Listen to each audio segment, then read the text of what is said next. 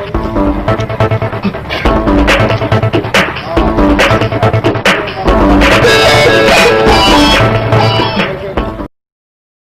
जे news bulletin में आपका स्वागत है। मैं हूं सिकंदर और खबरों को देखने से पहले सबसे पहले आपके अपने जे न्यूज चैनल को सब्सक्राइब करें, बेल आइकन की घंटी दबाएं, लाइक करें और शेयर करें।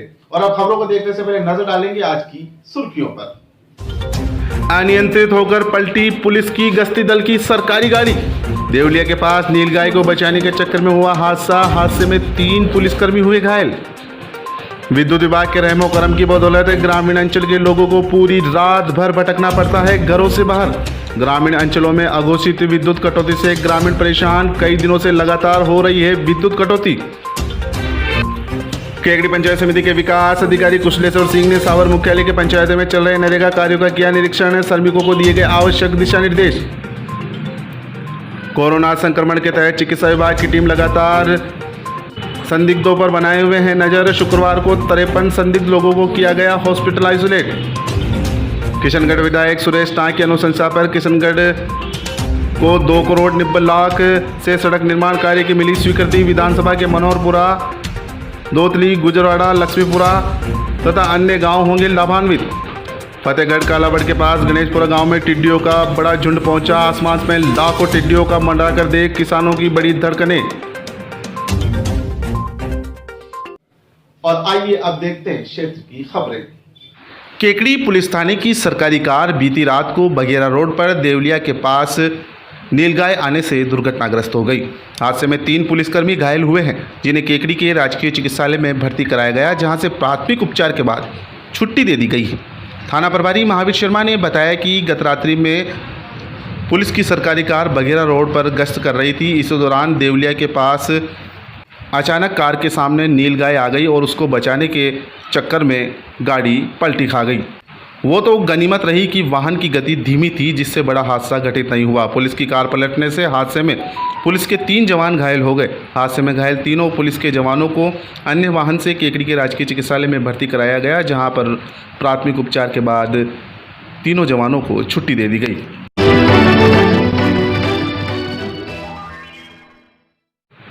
केकड़ी विधानसभा के ग्रामीण अंचलों में इन दिनों विद्युत विभाग की लापरवाही और इस विभाग के रहम करम का नतीजा है कि ग्रामीण अंचलों के लोगों को पूरी रात भर सड़कों पर भटकने को मजबूर होना पड़ रहा है।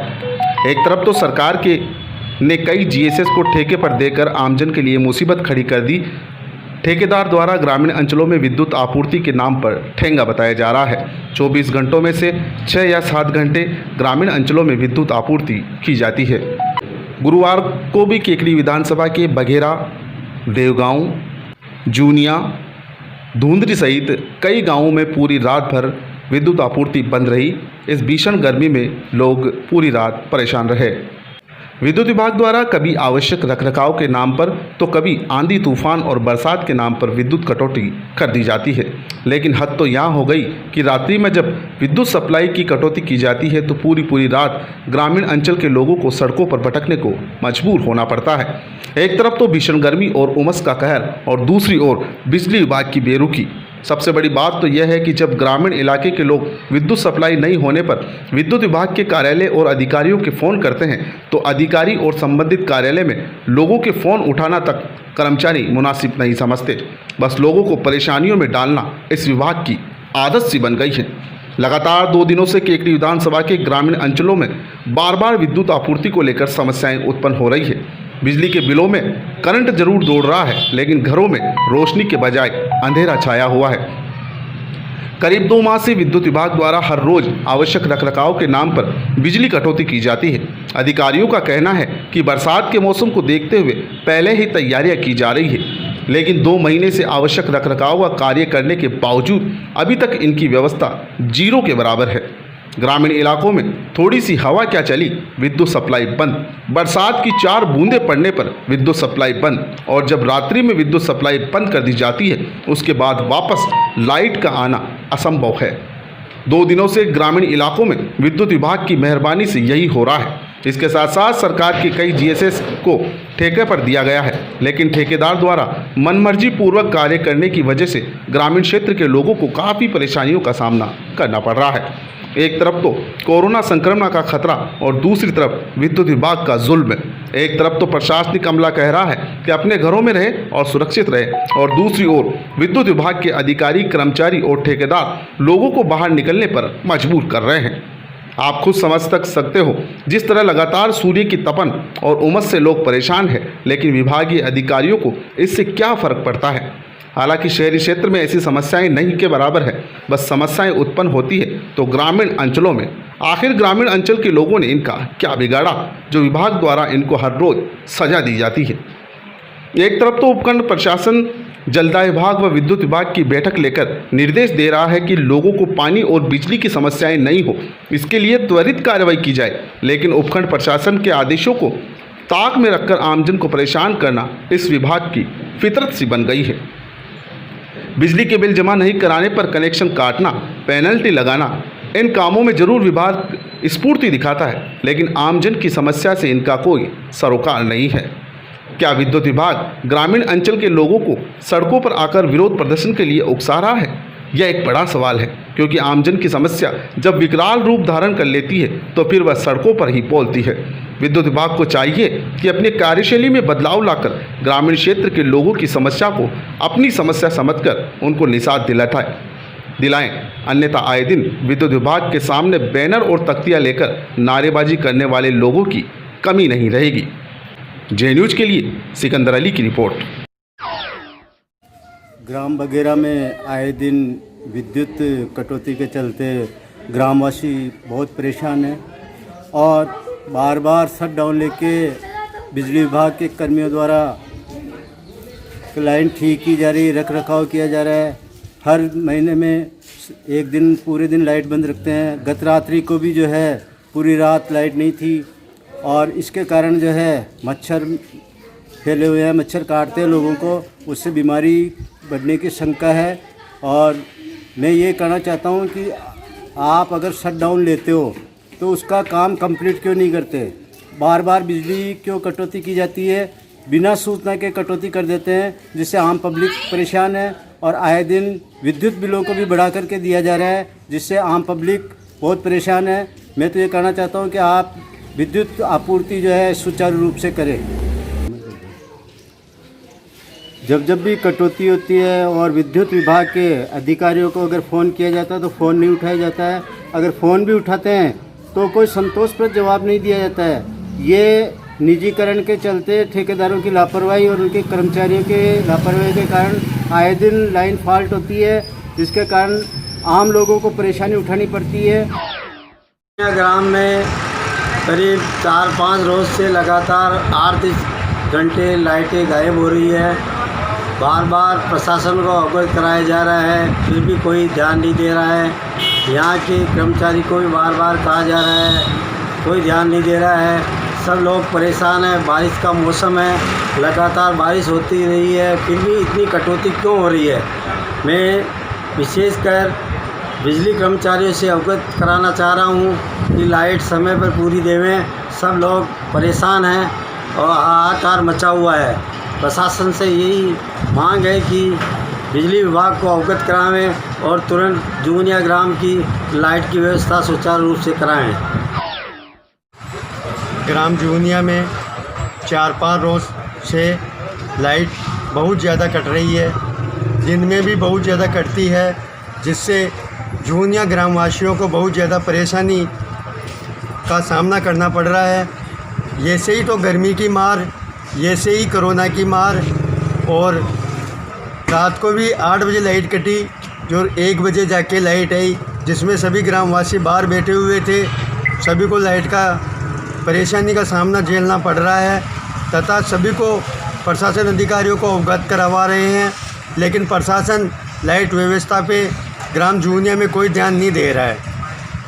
लाइनमैन को फ़ोन करते हैं, वो फ़ोन नहीं उठाता है। इससे सभी ग्रामवासी परेशान हो रहे हैं और मैं प्रशासन से निवेदन करता हूं कि लाइट को सुचारू रूप से चालू रखें। जूनिया में पिछले 3-4 दिनों से लाइट आँख मिचौली खेल रही है, लेकिन प्रशासन भी इसकी तरफ कोई ध्यान नहीं दे रहा है। और कल तो ऐसी हालत थी कि ग्राम जूनिया में 2 मिनट लाइट आती है, फिर वापस काट दी जाती है, लाइट आती है, वापस काट दी जाती है। इससे मतलब ग्रामीण बहुत परेशान हो रहे हैं, बच्चे बूढ़े सभी परेशान हो रहे हैं। तो प्रशासन से अवगत कर रहा हूँ कि तुरंत इस पर कार्रवाई कर लोगों को राहत दिलाई जाए।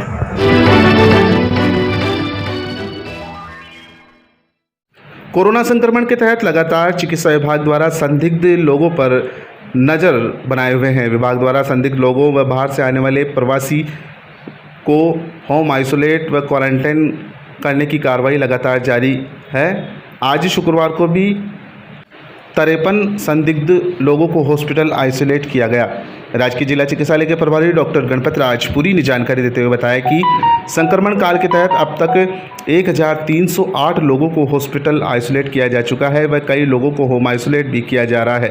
वहीं ग्रामीण अंचल में भी चिकित्सा विभाग की टीम द्वारा बाहर से आने वाले लोगों को होम आइसोलेट किया जा रहा है। डॉक्टर गणपत राजपुरी ने आम लोगों से अपील की है कि बाहरी राज्यों से आने वाले प्रवासियों पर नज़र बनाए रखें और तुरंत इसकी सूचना प्रशासन व चिकित्सा विभाग को दें।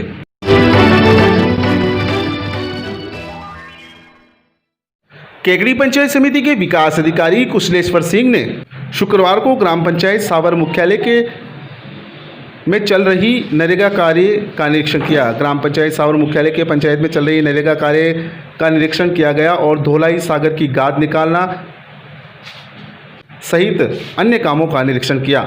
मौके पर निरीक्षण के दौरान छाया, पानी, दवाई की व्यवस्था मौके पर सुनिश्चित पाई गई। केकड़ी पंचायत समिति के विकास अधिकारी कुशलेश्वर सिंह ने बताया कि नरेगा कार्य के दौरान श्रमिकों को सोशल डिस्टेंस की पालना करने के लिए निर्देशित किया गया। साथ ही सभी को मास्क लगाकर कार्य करने के लिए भी निर्देशित किया गया। केकड़ी पंचायत समिति के विकास अधिकारी कुशलेश्वर सिंह, केकड़ी पंचायत समिति के सहायक अभियंता विजय बहादुर पाल, जेटीए रायचंद, पंचायत मुख्यालय के सचिव देवी सिंह राठौड़, बीएफटी ब्रजेश मालावत, कनिष्ठ सहायक दयाराम मीणा भी निरीक्षण के दौरान मौजूद थे।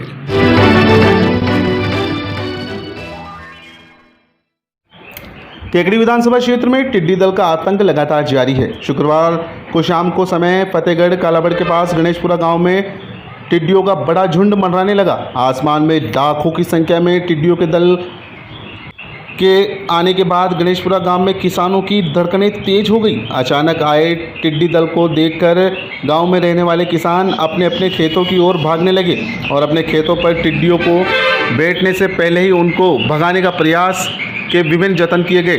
गौरतलब है कि टिड्डी दल द्वारा केकड़ी विधानसभा क्षेत्र के कई गांव में लगातार आक्रमण किया जा रहा है, जिससे कई किसानों की फसलें बर्बाद होने की आशंका भी जताई जा रही है। प्रशासनिक अमला भी पूरी तरह से टिड्डी दल के प्रकोप को रोकने के लिए मुस्तैद है। पटवारी, कृषि पर्यवेक्षक अपने अपने इलाके में टिड्डियों के रात्रि ठहराव के दौरान उन्हें भगाने के लिए विभिन्न तरह के प्रयास कर रहे हैं। टिड्डियों के दल से किस तरह कर सकते हैं बचाव, सुनते हैं एक कृषि अधिकारी की जुबानी। पिछले एक माह से जिले में टिड्डी का प्रकोप हो रहा है और काफ़ी धुमाल मचा रखी है। उससे किसान भाइयों को सावधान रहने की आवश्यकता है, क्योंकि ये छितराए टिड्डी दल उधर से पड़ोसी नागौर जिले से, पाली जिले से और अन्य जिलों से जिले में इंटर हो रहे हैं और अपने केकड़ी उपखंड, सरवाड़ उपखंड में भी इंटर हो रहे हैं। तो उसके लिए हमें टीम भावना से जागरूक होने की ज़रूरत है और किसान भाई सचेत रह करके, हमारे मित्र कृषक, स्थानीय प्रशासन, उपखंड प्रशासन जागरूक रह करके, और क्योंकि दिन भर में तो ये टिड्डी दल पड़ाव करता है, इसको पीछे थाली पटाखे छोड़ करके भगाएं और रात को ये करीब 8 बजे के करीब बैठता है। तो उस बैठने के स्थान को ट्रैकिंग करके और कृषि विभाग को और उपखंड प्रशासन को सूचित करें, ताकि रात को सवेरे तक उसको नियंत्रण की, कंट्रोल करने की प्रक्रिया शुरू की जा सके। इसके लिए कृषि विभाग द्वारा 100% अनुदान पर रसायन उपलब्ध करवाया जा रहा है और टिड्डी को सामूहिक प्रयास से नियंत्रण किया जा सके। किसान अपने स्तर पर कैसे इनको भगा सकता है? किसान अपने स्तर पर, क्योंकि दिन को तो ये उठता है, बैठता रहता है, चलता रहता है हवा की दिशा में, तो आवाज़ करके, नोक करके, डीजे, ढोल, ताली, पीपे वगैरह बजा करके इसको भगा करके, उड़ा करके भगा सकता है। और लास्ट में शाम को ये 8 बजे कहाँ पड़ाव करता है, वो लोकेशन इसको रासायनिक उपचार से ख़त्म करने के लिए लोकेशन का मालूम करना बहुत आवश्यक है।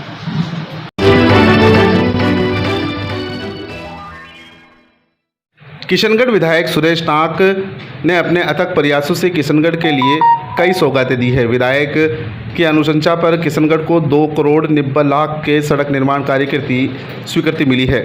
विधायक के विधानसभा क्षेत्र में मनोहरपुरा, धोतली, गुजरवाड़ा, लक्ष्मीपुरा, सरवर तथा कई अन्य गांव इससे लाभान्वित होंगे।